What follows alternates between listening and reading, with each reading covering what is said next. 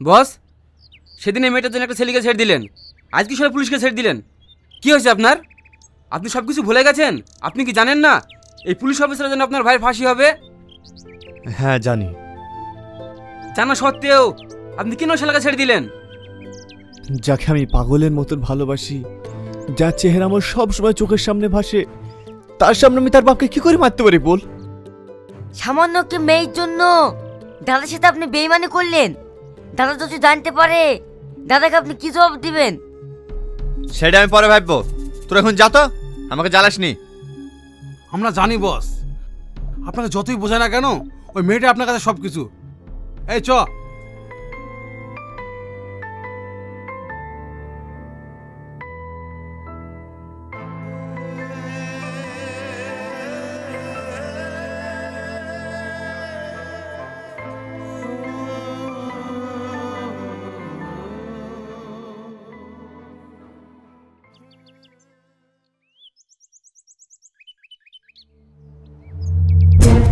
চম্পা দাঁড়া।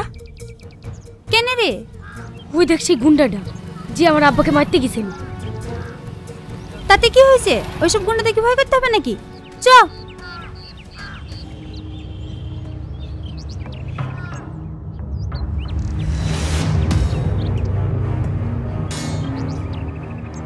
দাঁড়াও সালমা, তোমার সাথে আমার কিছু কথা আছে। রাস্তা ছাড়েন বলছি। সালমা, আমার কথাটা একবার শোনো। আমি কোনো রাস্তার গুন্ডা মাস্তানের সাথে কথা বলতে চাইনি। রাস্তা ছাড়েন আমার। তুমি ভুল ভাবছো সালমা, তুমি যতটা ভাবছো ততটা খারাপ আমি না। থাক, আমার সামনে বেশ ভালো সাজা নাটক করতে হবে না। আমি নাটক করছি না সালমা, তুমি বিশ্বাস করো, আমি তোমাকে সত্যি অনেক ভালোবাসি। আমি জানতাম না যে ওটা তোমার আব্বা, নাহলে আমি কখনোই মারতে যেতাম না।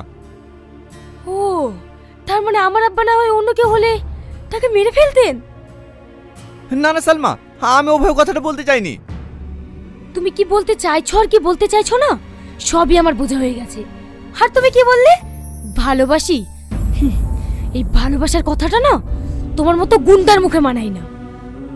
চ সালমা, আমাদের দেরি হয়েছে। চ।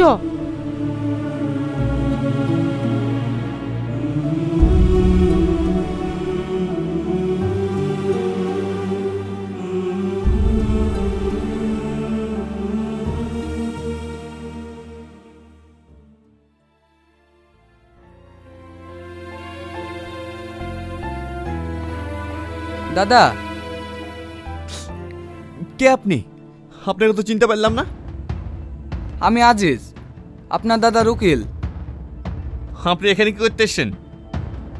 আপনার দাদাই আমাকে পাঠিয়েছে, উনি আপনার সাথে দেখা করতে চান। ঠিক আছে, দাদাকে বলবেন আজ বিকাল আমি দেখা করব।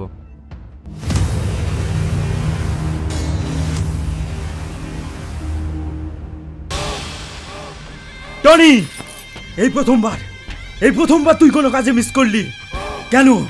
কেন ইন্সপেক্টর সামাদকে মারলি না? কি হলো বল, জবাব দে। আমি কিছু বলতে পারবো না দাদা। তুই বলতে না পারলে আমি বলছি। ওই শালা ইন্সপেক্টরের মেয়ের সাথে তুই পিরিত করিস না? তুই কি চাস তোর এই দাদা ফাঁসির দড়িতে ঝুলুক? তাই যদি হয় তোকে কিচ্ছু করতে হবে না, আমি হাসতে হাসতে মরতে পারি। তুই কি অতীতকে ভুলে গেছি? তুই একবার ভেবে দেখ।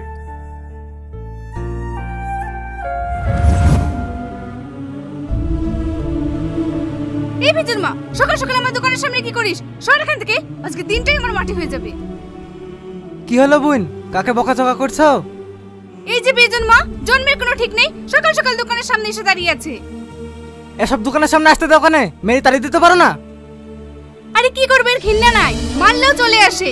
এইসব ছেড়ে দেন না, খাবারে বিষ মিশিয়ে মেরে ফেলা দরকার।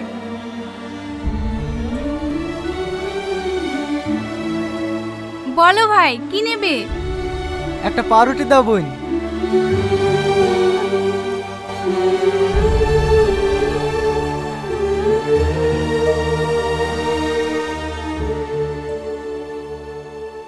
আমাকে একটা পাউরুটি দাও না, আমার খুব খিদে লেগেছে। এই, পাউরুটি খেতে পয়সা লাগে, তোর কাছে পয়সা আছে? যা এখান থেকে। এই এই এই, চুরি করে নিয়ে গেল, ধর ধর ধর।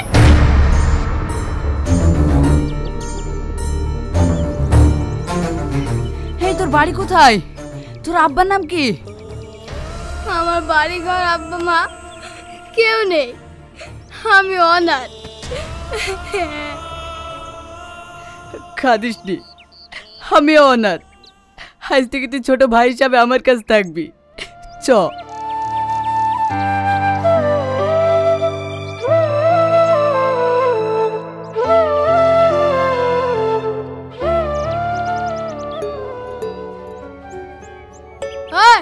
দু প্লেট বিরিয়ানি দাও। বিরিয়ানি তো খাবো বলছি, পকেটে টাকা আছে তো? টাকা নাই। টাকা নাই তো এখানে কি হচ্ছে? ফটো এখান থেকে। সুজা আঙুলে ঘি উঠবে না, লে ধর। এই বিরিয়ানি দিবি নাকি তাই বল, নাহলে ভুড়ি ফাঁসি দেবো। বাবা রে, এ বাচ্চারা বিশুদ্ধ রে। হ্যাঁ, এক্ষুনি দিছি।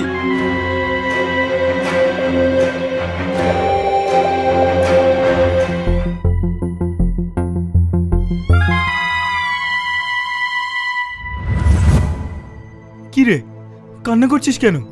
সারা জীবনের ভালোবাসার কোনো মূল্য নেই, দুদিনকার ভালোবাসাই তোর কাছে সব কিছু। যা যা, চলে যা, আমার কাউকে দরকার নেই, আমি হাসি মুখে মরতে রাজি। ভাই আমার ভুল হয়ে গেছে, তুমি আমাকে ক্ষমা করে দাও। আমি কিচ্ছু বলিনি। আমি তোমাকে কথা দিচ্ছি ভাই, ওই শালা ইন্সপেক্টরকে আমি সূর্যটা পরে খালাস করে দেবো। এই চল।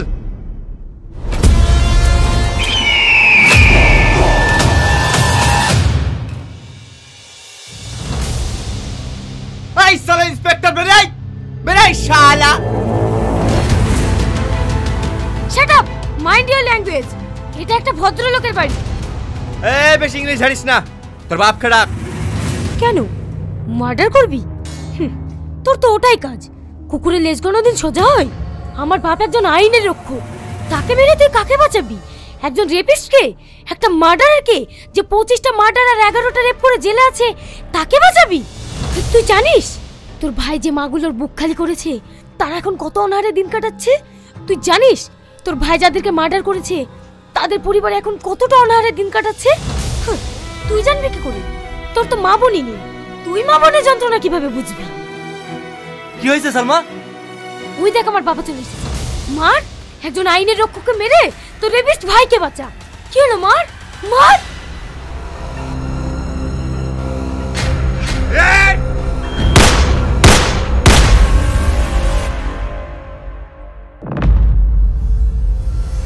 উকিল সাহেব, খবরটা শুনেছেন?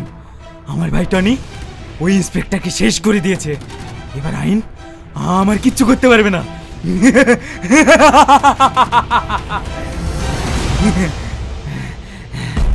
ঠিক বলেছেন, আপনাকে আর বাধা দেওয়ার নাই। আপনি কালকে মুক্তি পেয়ে যাবেন।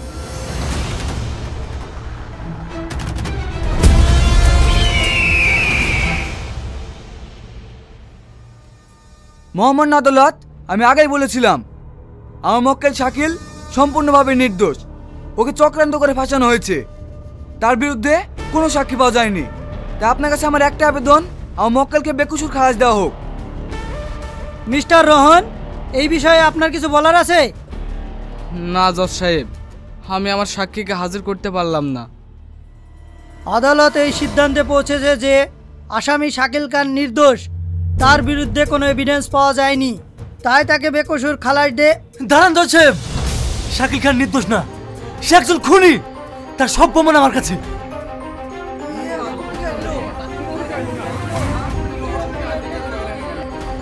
Order order order.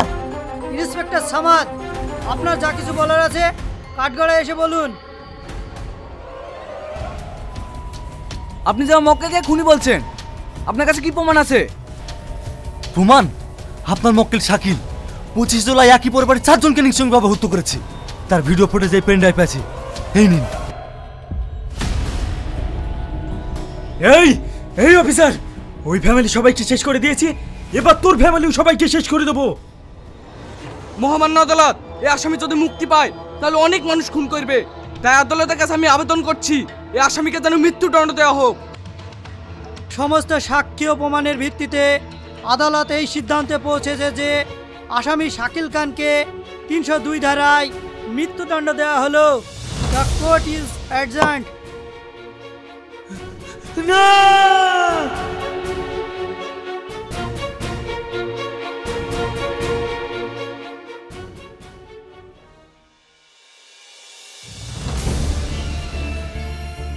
টনি, তুই কাজটা ঠিক করলি নি। তুই আমার সাথে বেইমানি করলি। আমি বেইমানি করিনি দাদা, তুমি আমার সাথে বেইমানি করেছো। তুমি পারতে আমাকে মানুষের মতন মানুষ তৈরি করতে, কিন্তু না, তুমি আমার হাতে ম্যাশিং তুলি দিয়ে তুমি আমাকে মস্তান তৈরি করেছো। তুই একটা মেয়ের জন্য আমার কথা অমান্য করলি। আমি কোনো মেয়ের জন্য তোমার কথা অমান্য করিনি দাদা। ও একজন সৎ ইন্সপেক্টর, আর তুমি হচ্ছে একজন ক্রিমিনাল।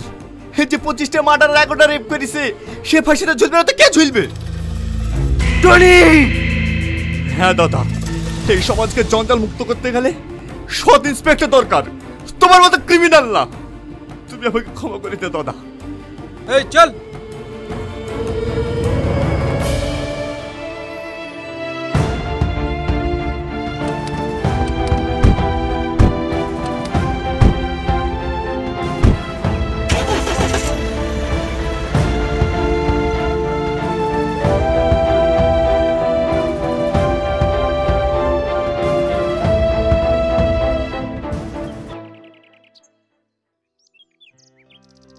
তোমাকে অনেক অনেক ধন্যবাদ।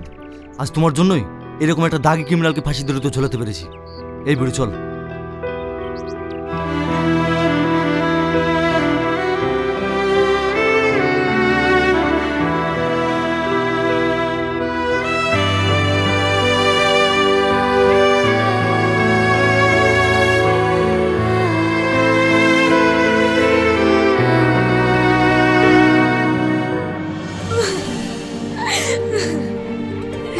আমি তোমাকে অনেক ভালোবাসি টনি।